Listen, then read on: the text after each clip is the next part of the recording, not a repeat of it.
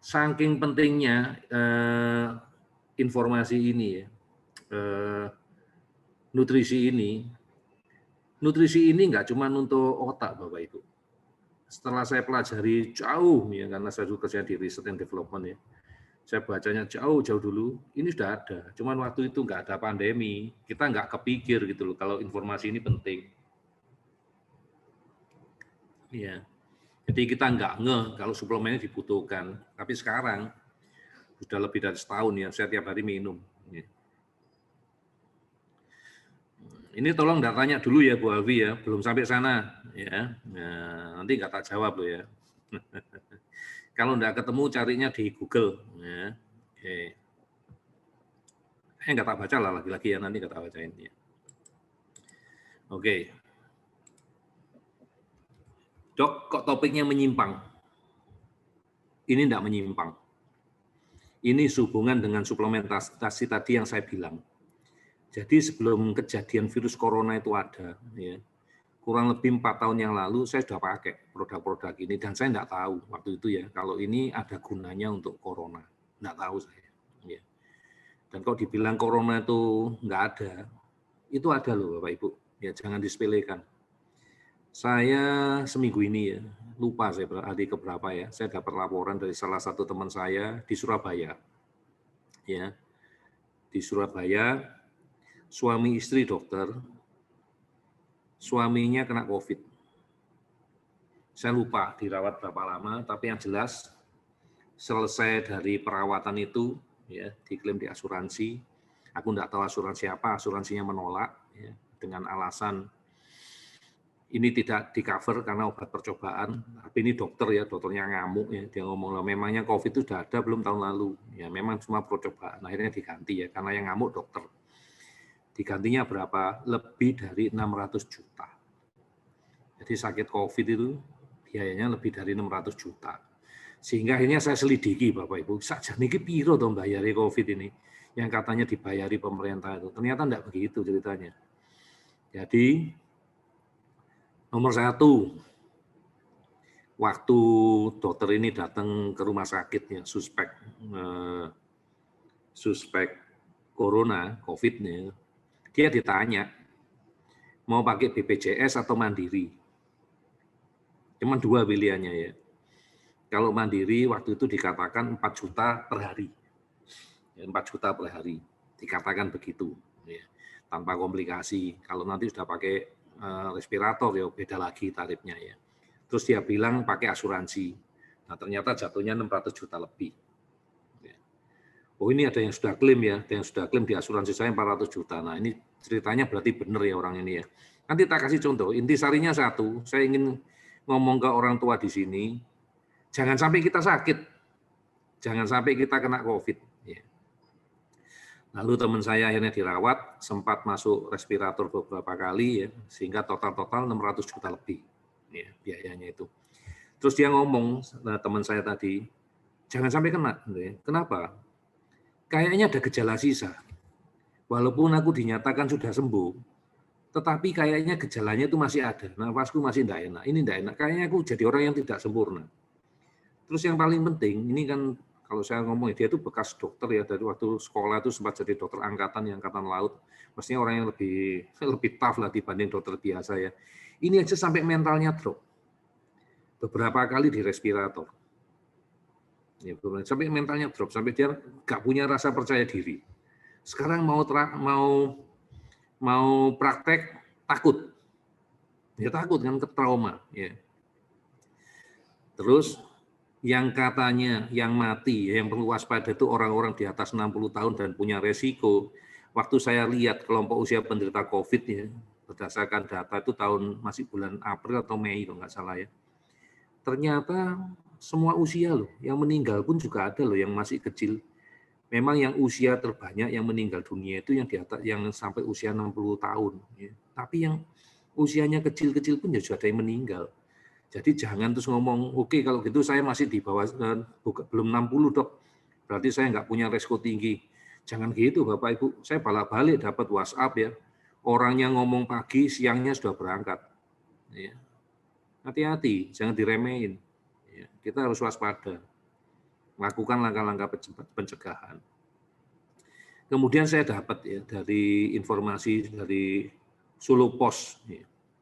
Ini biaya yang diklaim rumah sakit. Ya, rumah sakit boleh mengajukan klaim. Ya. BPJS itu ke pemerintah. Dibagi menjadi 2. Pasien COVID tanpa komplikasi sama pasien dengan komplikasi. Coba lihat biayanya per hari Bapak Ibu. Paling murah ya, kalau ruang isolasi non negatif itu cuma 7,5 juta per hari loh. Itu biaya per hari. Bingung ya, sekarang jadi 4 juta mandiri. Ya, pokok biaya gede, hati-hati. Hati-hati. Ya, jadi yang belum punya asuransi, ya tolong. Paling enggak kalian punya BPJS lah. Saya punya kok BPJS, karena saya enggak tahu ya. Ada beberapa asuransi kesehatan yang tidak bisa klaim untuk corona, ya untuk COVID nggak bisa. Ya kita harus punya ya salah satu asuransi ya, karena kita nggak pernah tahu. Malah teman-teman saya ya waktu kita ada webinar dokter waktu cerita tentang dia yang sakit kan cerita ke kita, menceritakan kondisinya, dia cerita. Jangan sampai kena COVID. Begitu kena COVID, selain kita mungkin nggak sembuh, nggak survive, keluarga kita bisa miskin mendadak. Iyalah, 400 juta, 600 juta mau dapat dari mana? Ya. Ini saya dapat dari internet yang data ini. Ya. Tagihan COVID dirawat 57 hari. Ya, ini dari pasien. Ini kota baca ya, ditanggung asuransinya Allianz ini ya. Ini di depan ini ada tulisannya Allianz. Samar-samar kelihatan Allianz. Ya. Total tagihan ini 40 juta lebih ya. Ini 254 juta. Totalnya 294 juta untuk perawatan COVID 57 hari. Ya, jadi ini menyimpang dok? Enggak, ini enggak menyimpang. Saya menyadarkan Bapak Ibu, jangan sampai kita salah fokus itu. Ini tetap ada kok, apalagi ini menurut saya berita penting ya, karena kayaknya ini di mana-mana jadi merah semua ini, makin banyak ini. Jadi please hati-hati. Ini perbandingan biaya COVID di Singapura itu katanya sampai 2 miliar, ya 26 hari itu bisa 2 miliar. Di Amerika lebih gede lagi ya. Ya, jadi pasien tewas itu bukan karena COVID ya, tapi karena melihat tagihannya ya. Ya ini rata-rata 200-600 juta ini dari Bu Nini yang mana ya? Di rumah sakit swasta Surabaya ya, hati-hati. Ya. Kemudian di Indonesia biaya pasien itu ditanggung pemerintah ya, kalau punya BPJS, ya, kalau nggak punya BPJS. Ya, oke. Lalu apa yang bisa kita lakukan Bapak Ibu? Ini udah balik-balik ya, saya dikonsultasi ya sama pasien ya, sama orang tua pasien yang dicurigai COVID ya, konsultasi pribadi sama saya. Oke, akhirnya saya bantu, saya atasi rahasianya. Jadi ini sama, saya bagikan ke Bapak Ibu. Bapak Ibu bisa pakai suplemennya Ananda untuk sementara. Untuk sementara jangan diambil semua, nanti Anandanya nggak kebagian. Jadi dalam rangka gawat darurat, urgent, tolong manfaatkan suplemen yang ada untuk melakukan pencegahan. Ini teorinya. Lawan, ini dari Dr. Widya Mukni, ya. Orang ini sudah punya kekebalan terhadap COVID. Ya. Mudah-mudahan saya juga sudah punya, ya sudah dites kemarin punya. Ya. Orang ini sudah punya, orang ini relawan. Ya. Setiap ada dokter yang positif langsung disuplai obat-obatan, dia berani menjamin 3 hari PCR positif 3 hari jadi negatif. Wus. Nah ini teorinya Bapak Ibu, tolong diperhatikan baik-baik. Nanti jangan nanya saya lagi. Nanya saya, terus nanti saya kasih panduan di rumah nggak ada suplemennya lagi. Stres nanti malah ya. Jadi kuncinya adalah melawan stres oksidatif dengan sekuat mungkin antioksidan, dan antioksidan paling kuat itu aksa. Oke, jadi tolong siapkan aksa. Dan nanti minumnya aksa itu menakutkan. Bisa 4-8 sachet sehari. Karena kita butuh antioksidan kuat. Oke, minimalis inflamasi. Inflamasi selain dengan antioksidan, kalau masih ingat ilmu yang kemarin, dikasih apa? Vitamin D3. Makanya sekarang saya mainnya, kalau saya pribadi, kalau pernah ngikut video saya kepinginnya itu di 10.000, 20.000 per hari. Tapi sekarang saya mainnya masih separuh, yaitu di 5.000 sampai 10.000. Makanya saya udah nggak pakai proof day lagi. Kenapa? Proof day itu cuma 1.000. Nah, kalau untuk mencapai dosis 5.000 sampai 10.000, boros di uang. Sehingga saya stop, saya ganti dengan vitamin D3 super yang imprint. Imprintnya saya tambahin antivirus. Karena tujuan saya bukan cuma anak-anak, tapi untuk menjaga kesehatan orang tuanya juga. Ya kan? Memperbaiki gut dysbiosis. Ini dengan obat cacing, ya kan? Sudah minum enggak? Makanya kan saya ngomong dari dulu, seluruh keluarga yang tinggal di rumah minum, ingat ya. Kemudian saya kasih apa? Synbio untuk memperbaiki ini. Jadi terapi di anak-anak itu kalau asal Bapak Ibu jalankan, mereka tuh udah punya anti untuk COVID. Nah, tinggal Bapak Ibu yang belum minum. Itu yang jadi masalah. Makanya hari ini saya ngomong, kalau sampai nanti ada kejadian kayak gini, Bapak Ibu tahu apa yang harus dilakukan. Pinjem punyanya Anda dulu, diminum dulu. Dipakai dulu, minimal untuk 3 hari sampai seminggu. Biar negatif dulu. Oke. Ya. Jadi ini prinsip pencegahan dan pengobatan COVID menurut Dr. Widya Mufni. Ya. Ini saya pakai karena dia yang berpengalaman. Saya boleh dibilang enggak ketemu orang-orang COVID-nya ya. Nih, ada lagi nih beritanya. Ya. Dia mau cerita. Bapak Ibu tuh nggak usah takut. Baca 5.000 itu seakan-akan kayak dosisnya tinggi. Enggak Bapak Ibu. Itu karena kalau diukur pakai gram terlalu kecil. 5.000 IU itu. Bentar, saya pura-pura batuk. 5.000 IU itu, kalau diukur pakai gram itu cuma 125 mikrogram nimbangnya kangelan. Makanya dia ngomongnya 5.000. Jadi nggak usah panik, lihat angka 5.000 itu terlalu besar, enggak. Kayak ini, Dr. Widya ngomong 50.000 IU. Wah, Bapak Ibu kejang-kejang step. Itu kecil Bapak Ibu. 125 mikrogram cuma dikalikan 10. Cuman ketemu berapa Bapak Ibu? Enggak sampai gram. Masih kecil banget ini. Ya. Ini dosis kecil. Dan dia mengatakan ini aman. Ya. 50.000 diminum berbulan-bulan hingga setahun. Itu cuma aman, tidak ada masalah. Ya. Jadi ini cuma diminum selama swab-nya positif.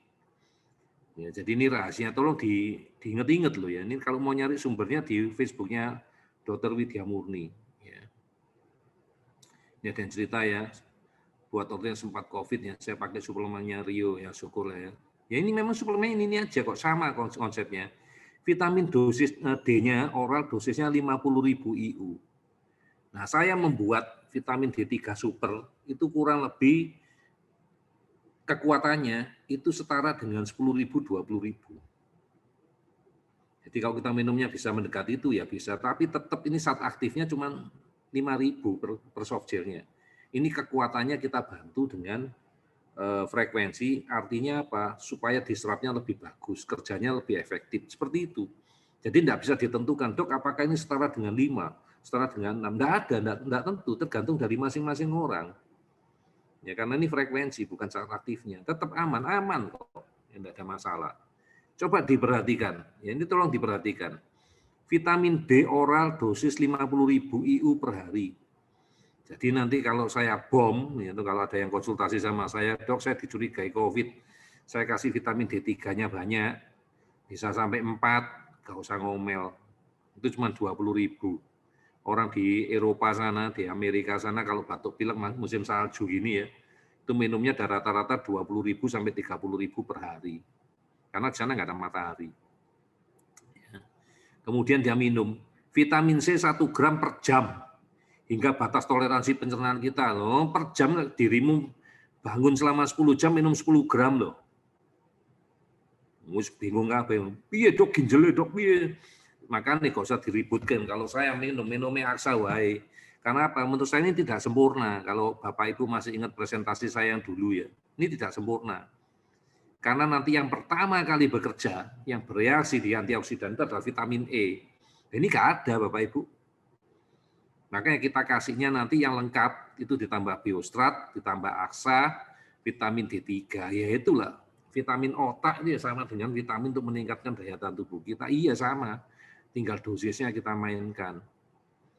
Wah, baru beberapa orang tua yang dulu pernah nanya sama saya, iya ya dok ya, pantesan saya waktu itu pakai suplemennya anak saya disuruh dokter minum yang dari Samarinda ya waktu itu ya, minum saya jadi sembuh ya. Terus kakaknya ya suruh minum juga, ya memang kelihatannya boros, tapi daripada dirawat terus sakitnya entah habis puluhan juta, ratusan juta, gini juga nggak lucu ya, mending beli Aksa sama Biostrat ya, lebih murah ya.